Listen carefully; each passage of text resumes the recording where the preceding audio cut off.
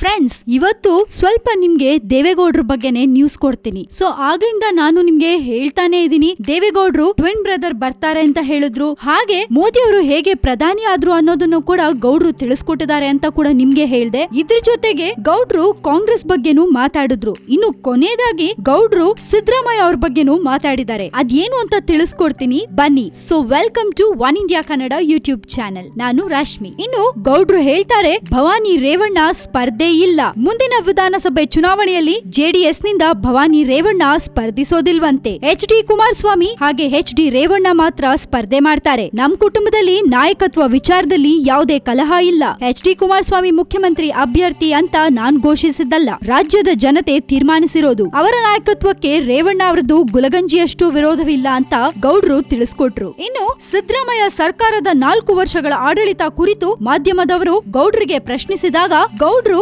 Siddaramaiah was my old friend. ಅವರ ಸರ್ಕಾರದ ಸಾಧನೆ ಬಗ್ಗೆ ಅಂಕ ಕೊಡಲು ನಾನ್ಯಾರು? I don't comment on that please ಅಂತ ಚುಟುಕಾಗಿ ಉತ್ತರಿಸ್ತಾರೆ. ಸಂವಾದದಲ್ಲಿ ಬಿಜೆಪಿ ನರೇಂದ್ರ ಮೋದಿ ಕೇಂದ್ರ ಸರ್ಕಾರದ ವಿರುದ್ಧನೇ ಹೆಚ್ಚಾಗಿ ವಾಗ್ದಾಳಿ ನಡೆಸಿದ್ದಾರೆ. ಸೊ ಕೇಳಿಸ್ಕೊಂಡ್ರಲ್ಲ, ದೇವೇಗೌಡ್ರಿಗೆ ಸಿದ್ದು ಓಲ್ಡ್ ಫ್ರೆಂಡ್ ಅಂತೆ. ಸೊ ಆಬ್ವಿಯಸ್ಲಿ ಎಲ್ರಿಗೂ ಗೊತ್ತಿರೋ ಪ್ರಕಾರ ಎಲ್ಲೋ ಒಂದ್ ಕಡೆ ದೇವೇಗೌಡ್ರು ಸಿದ್ದುಗೆ ಸಪೋರ್ಟ್ ಮಾಡ್ತಾರೆ ಅಂತ ಅನ್ಸತ್ತೆ. ನೋಡೋಣ ಏನೆಲ್ಲ ಆಗತ್ತೆ ಅಂತ. ನಿಮ್ಗೇನಾದ್ರೂ ಇದ್ರ ಬಗ್ಗೆ ಕಾಮೆಂಟ್ ಕೊಡ್ಬೇಕು ಅಂತ ಅನ್ಸಿದ್ರೆ ದಯವಿಟ್ಟು ನಿಮ್ಮ ಕಾಮೆಂಟ್ಸ್ ಅನ್ನ ನಮ್ಮ ಕಮೆಂಟ್ ಬಾಕ್ಸ್ ನಲ್ಲಿ ಹಾಕಿ ಕಳಿಸಿ. ಅಂಡ್ ಈ ನಮ್ಮ ವಿಡಿಯೋನ ದಯವಿಟ್ಟು ಲೈಕ್ ಮಾಡಿ, ಶೇರ್ ಮಾಡಿ ಅಂಡ್ ಪ್ಲೀಸ್ ಸಬ್ಸ್ಕ್ರೈಬ್ ಮಾಡೋದನ್ನ ಮರಿಬೇಡಿ. ಸೊ ಕೀಪ್ ವಾಚಿಂಗ್ ನಮ್ಮ one India Kannada YouTube channel.